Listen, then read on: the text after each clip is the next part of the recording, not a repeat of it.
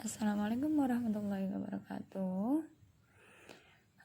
Kemarin kita sudah belajar tentang relasi. Sekarang kita akan mengenal fungsi, ya. Mengenal fungsi atau pemetaan.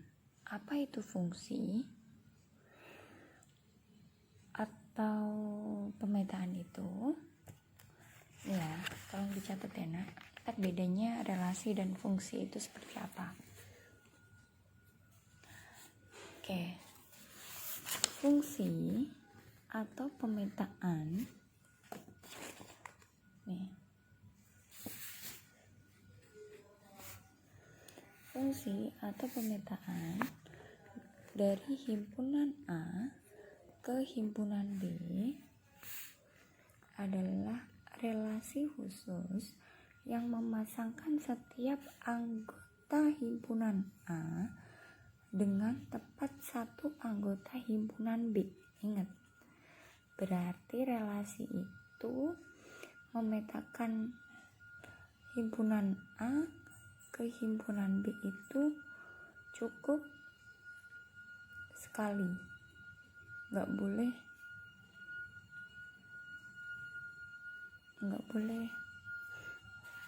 dua kali ya, atau bercabang tuh nggak boleh. Tepat satu anggota himpunan B. Oke, contoh. Manakah di antara diagram panah berikut yang menunjukkan fungsi? Nih. A. Ini disebut fungsi nggak? Ya. Kenapa, Bu? Karena anggota P di sini semuanya memetakan, ya, memetakan tepat satu-satu. Oke, meskipun Q-nya dia di sini bolong, yang penting di bagian P-nya itu dia harus memetakan, gitu ya. Yang B sekarang. Apakah di sini disebut fungsi? Iya. Kenapa? Lagi. Karena P di sini memetakan semua. Oke? Bu, ini kan panahnya begini, Bu. Tetap saja, mau P yang mana, pokoknya yang P ini dia punya memetakan suatu kawan, satu, ya. Pokoknya dia harus ada kawannya. Oke? Nih, yang C fungsi tidak? Ini disebut relasi tapi bukan fungsi. Kenapa? Karena P di sini dia tidak memetakan semua, cuman satu doang. Ya, yang A doang. Bu, yang ini relasi bukan? Ini relasi. Ingat ya, Nak? Relasi kemarin dia itu memetakan semua. Jadi kalau relasi itu sembarang, mau yang di sini bolong, yang di bagian P cuma satu, ini disebut relasi. Tapi yang ini bukan fungsi. Ingat kembali, relasi itu apa kemarin ya? Relasi itu memetakan anggota A ke anggota B.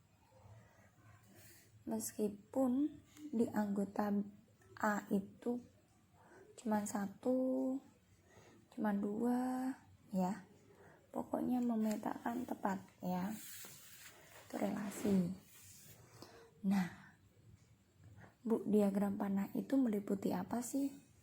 Diagram panah yang ini itu meliputi apa aja? Kita akan mengenal yang namanya domain, kodomain, dan range. Domain yaitu daerah asal. Nih, pada fungsi dikenal beberapa istilah, antara lain daerah asal yaitu domain, daerah kawan yaitu kodomain, dan daerah hasil yaitu range. Nih diagramnya. Yang A ini disebut domain. Yang B disebut codomain. Range di sini daerah hasil. Hasilnya yang hasil pemetaannya aja, yang memetakan dari A ke B, hasilnya mana aja, yaitu P, R, S. Ya. Nih bisa dicatat. Himpunan A yaitu A, B, C itu disebut domain daerah asal. Yang B, PQRS dinamakan kodomain PQRS. Sedangkan himpunan hasil nih ini disebut range, ya. Paham ya? Oke. Kita lanjut ke contoh. Ini ada contoh nih. Perhatikan fungsi yang dinyatakan dengan diagram panah di samping. Nih. Kira-kira domainnya mana? Domainnya di K 5, 6, 7. Terus kodomainnya itu 21, 22, 23, 24. Sedangkan range-nya yaitu 21 dan 22. Paham ya? Oke. Bu, kalau disuruh gambar diagram kartesius, kamu harus buat himpunan pasangan berurutan. Himpunan pasangan berurutan yang mana, Bu? Gimana caranya? Hasil pemetaannya, Nak. Kalau ini himpunan pemasangannya yaitu 5,21, 6,22 dan 7,22. Nah, kalau kita udah punya titik-titiknya ini, maka kita bisa gambar di diagram kartesius. Ya, tadi 5,21, 5 di X, 21 di Y, ya, 5,21. 6,22, 6,22, 7,22, begini ya. Oke, mengerti? Kita akan lanjut. Banyaknya pemetaan dua himpunan. Bagaimana cara menentukan banyaknya pemetaan yang mungkin dari dua himpunan?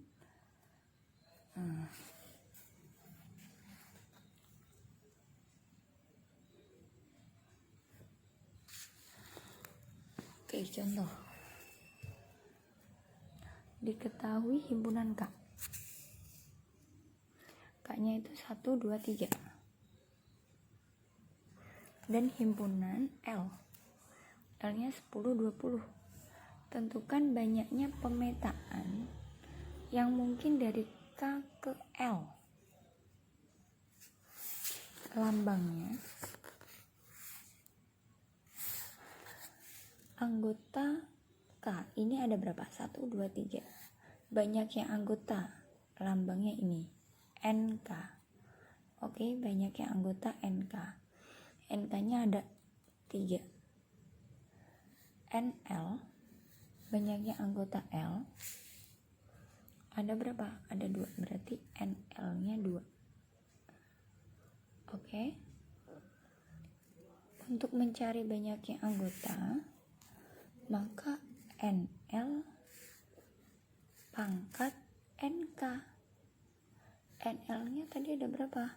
Ada 2. NK-nya 3, maka 2 pangkat 3 sama dengan 8. Gitu ya. Itu menentukan banyaknya pemetaan. Ya, paham ya? Ingat-ingat ini rumusnya. Untuk menentukan banyaknya pemetaan dua himpunan. Gimana aja tuh, Bu? Nih ya. Jadi, banyaknya pemetaan yang mungkin dari K ke L adalah 8. Pemetaan tersebut sebagai bentuk berikut. Yang pertama, K ke L. K semuanya nih. Kasih ke 10 dulu. 10. 1 ya. Terus yang bawah. Semuanya memetakan ke 20. Oke? Lanjut. 1, 2 dipetakan ke 10, yang 3 ke 20. Oke, lanjut ya. Nah yang ketiga nih, semua 1-2-nya ke 10 dan 3-nya ke 20. Oke, sekarang 1-nya ke 10, 2-3-nya ke 20. Oke, berarti udah 4 ya. Yang kelimanya nih, yang 1-nya ke 20, 3-nya ke 20, 2-nya ke 10. Oke, ini 1-nya ke 10, 2-nya ke 20, 3-nya ke 10. Berarti udah berapa tuh? 6 ya. Nah, ke 7 nih, K-nya 1, 2 ke 20, 3-nya ke 10 tuh. Terus 1-nya ke 20, 2, 3-nya ke 10. Udah, itu gak ada yang bisa lagi ya memetakan ya. Nah oke, lanjut ke korespondensi satu-satu. Korespondensi bentuk fungsi itu banyak. Salah satunya korespondensi atau perkawanan satu-satu. Korespondensi itu ada pengertiannya nggak? Kalau nggak ada,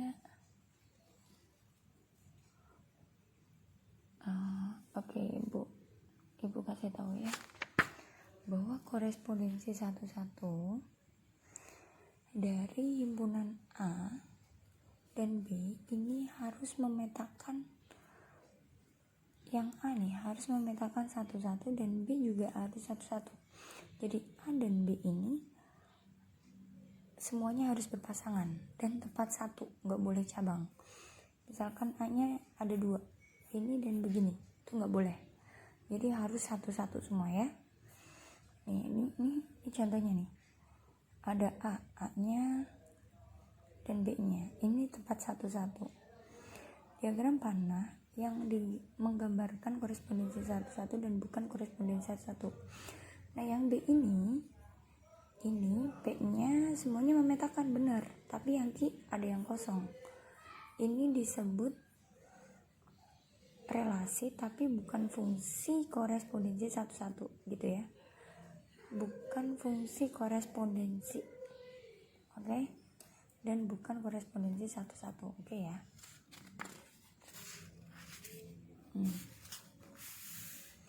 Oke, contoh lagi. Manakah dari relasi berikut yang merupakan korespondensi satu-satu? Nih.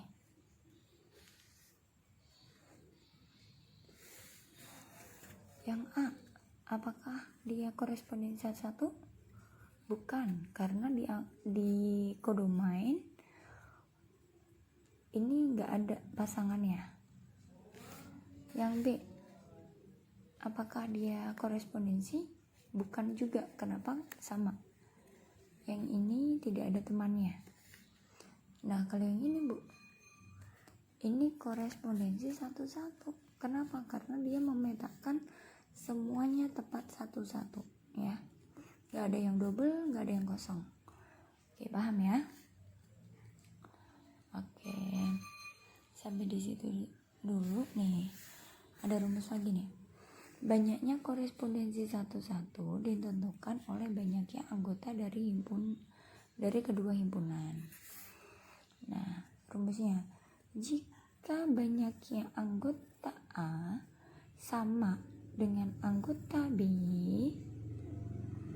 maka dia sama banyaknya. Oke? Maka banyak korespondensi satu-satu antara himpunan A dan himpunan B adalah N dikali N-1 dikali N-2 dikali sampai dikali 3 dikali 2 dikali 1.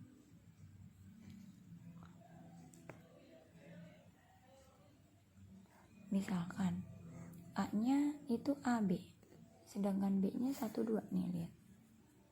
A-nya AB, B-nya 1, 2. Banyaknya korespondensi 1-1 antara himpunan A dan B adalah, berarti N-nya kan tadi 2 ya. Ini N-nya 2, ini N-nya 2. Maka 2 dikali 2 dikurang 1. N 2 dikurang 1 sama dengan 2. Maka bisa bentuknya seperti ini atau bisa bentuknya seperti ini. Jadi pemetaannya ada 2 gitu loh. Ya paham ya? Lebih paham lagi kita kasih contoh. Contoh lagi. Tentukan banyaknya korespondensi 1-1 antara A, yaitu A, B, C, dan B, 1, 2, 3. Kemudian gambar semua diagram panahnya. Kita cari rumusnya dulu. Banyaknya anggota A berapa? Ada 3. NA dan NB sama-sama 3. Bener gak? Ya. Maka banyaknya korespondensi 1-1 antara himpunan A dan B itu berapa? 3 dikali 2 dikali 1. Rumusnya itu gini doang deh, sebenarnya. Banyaknya anggotanya ada 3, berarti ya udah 3 dikali 2 dikali 1. Kalau di sini ada 4, A, B, C, D. Terus di sini B-nya itu ada 1, 2, 3, 4. Maka rumusnya ini 1. Maka rumusnya gimana? 4 dikali 2, 3 dikali 2 dikali 1. Gitu rumusnya ya.